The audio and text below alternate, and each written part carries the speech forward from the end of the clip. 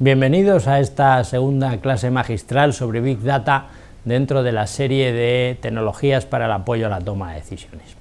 En esta segunda sesión, en esta segunda clase, quiero quizá apartar un poco la vista desde el punto de vista empresarial e irme a otro ámbito diferente que nos va a servir de referencia, puesto que ha abordado desde hace ya muchos años un problema similar y nos va a permitir plantear analogías de solución y para el desarrollo de soluciones basadas en el Big Data. Me refiero a lo que es la fusión de datos en ambiente táctico desde el punto de vista militar.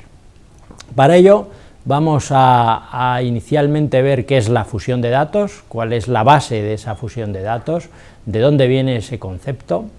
Veremos con unas diapositivas un tanto que intentan ilustrar dónde está la dificultad y por qué se generan tantos datos dentro del ámbito militar en el campo de batalla.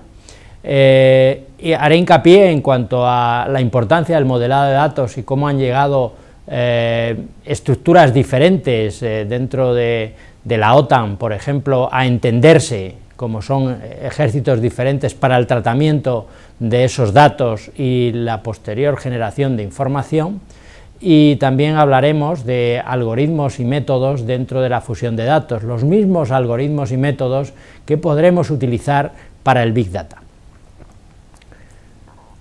Bien, el concepto de fusión de datos pues aparece en la primera década del 2000, y obtiene una serie de soluciones que he intentado resumir en ese gráfico. O sea, inicialmente estamos hablando de sensores. Imagínense ustedes en el campo de batalla, estamos en el campo viendo cómo hay determinados objetos u objetivos que se mueven, y a través de sensores como pueden ser radares o pueden ser reconocimiento de sonido o pueden ser satélites o fotografía aérea, pues esos sensores van a generar una imagen, una señal, que va a ser tratada dentro de un primer nivel, en el cual vamos a intentar pues ver esa entidad y procesar qué es lo que estamos viendo, al objeto de intentar identificarlo.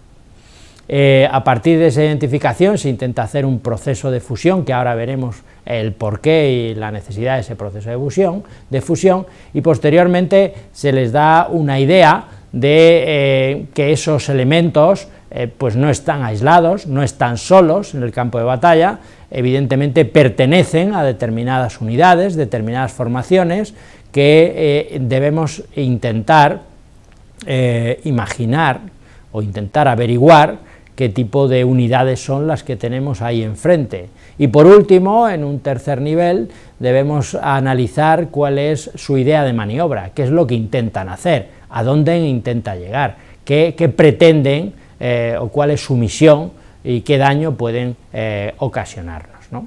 Bueno, como ven, ahí partimos de esos tres niveles fundamentales: el de identificación, el de agrupamiento y el de intentar prever qué es lo que va a ocurrir. Bueno, vamos a ver entonces gráficamente en qué consiste ese reconocimiento de objetivos, ¿no? Y de esas trazas que puede haber dentro de ese ambiente táctico militar. Imagínense ustedes pues un carro de combate que está siendo seguido por un sensor, y ese sensor pues es un radar, y ese radar pues emite su señal y nos dice pues en que determinadas coordenadas, en un tiempo específico, pues ha visto un objeto o un objetivo con características tales. Bien, hasta ahí no hay ningún problema.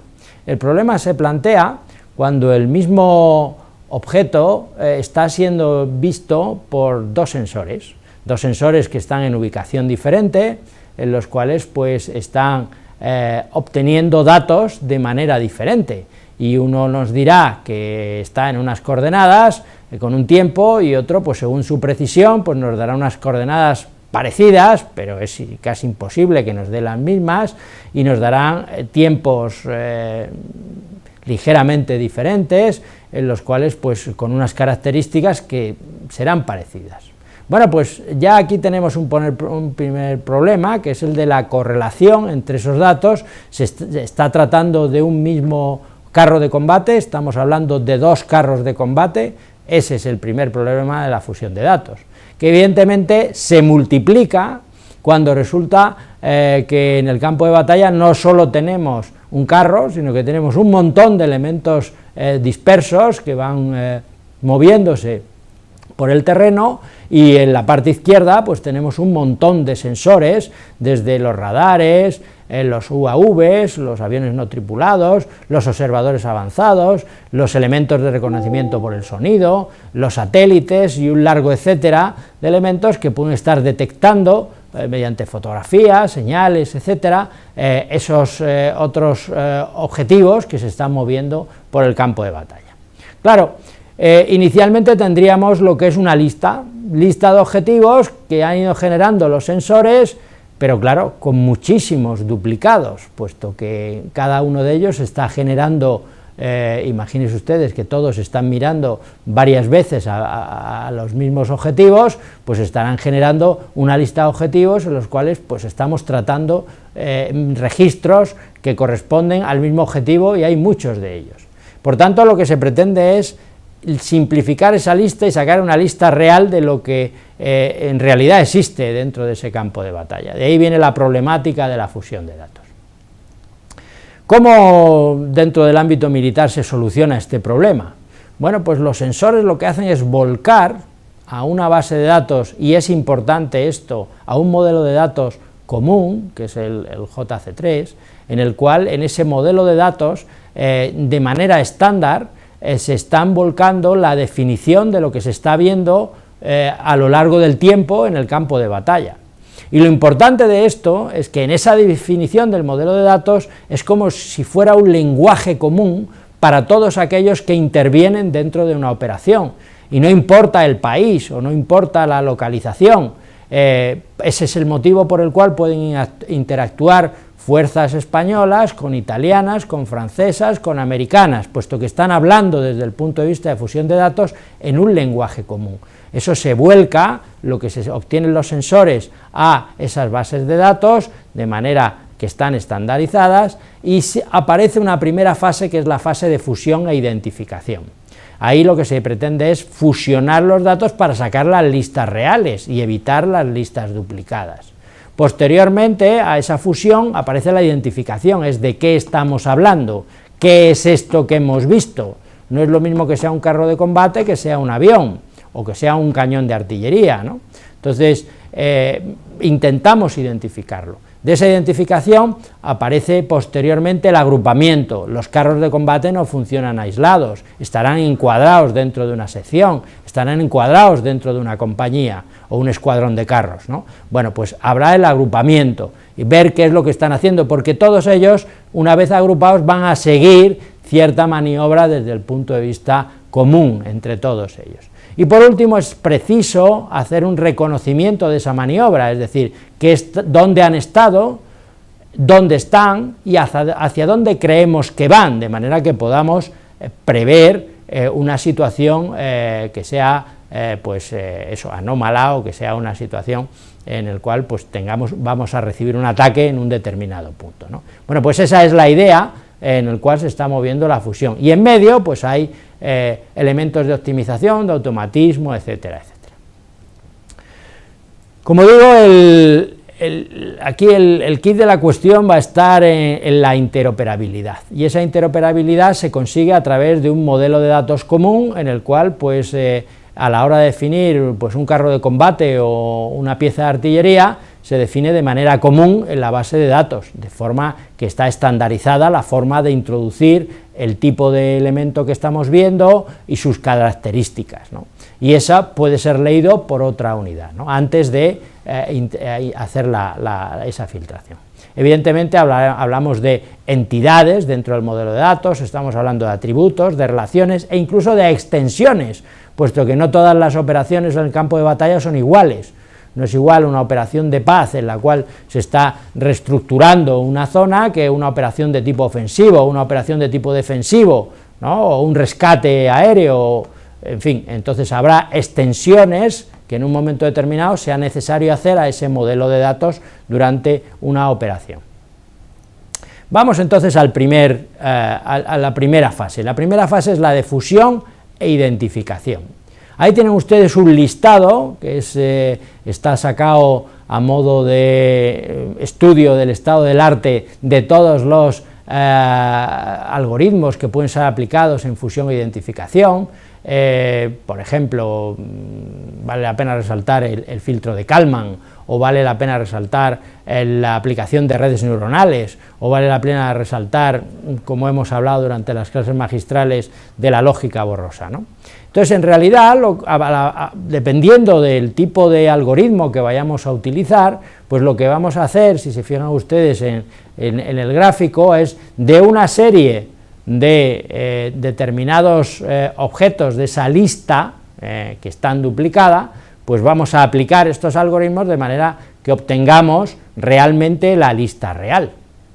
Y como estamos hablando de identificación, a través del análisis de las características de esta lista real, pues intentamos identificar de qué estamos hablando, ¿no? Y en este caso, pues estamos hablando de unidades que pueden ser de tipo mecanizado, acorazado, ¿no? Unidades que están ahí. Bien, pues ya tenemos inicialmente hecha la fusión, inicialmente hecha la identificación. La segunda fase sería la fase de agrupamiento, en la cual esos elementos que tenemos identificados, pues tenemos que ver si pertenecen, si no pertenecen a una determinada unidad, y eso pues lo vemos según su movimiento a lo largo del tiempo, si están siguiendo pues una dinámica similar, ¿no? Algoritmos como el K-means, pues es un algoritmo idóneo para intentar ver si a lo largo del tiempo pues pertenecen o no pertenecen a la misma unidad. Esto es lo que se llama la aplicación de algoritmos de clustering, ¿no? De agrupamiento. Entonces, una vez que tenemos esta serie de objetivos fusionados e identificados, lo siguiente es ver si pertenecen a un determinado tipo de unidad, ¿no? Pues concretamente aquí pues podrían pertenecer a una unidad de tipo superior, tipo batallón o tipo regimiento, etcétera, un batallón aumentado, ¿no?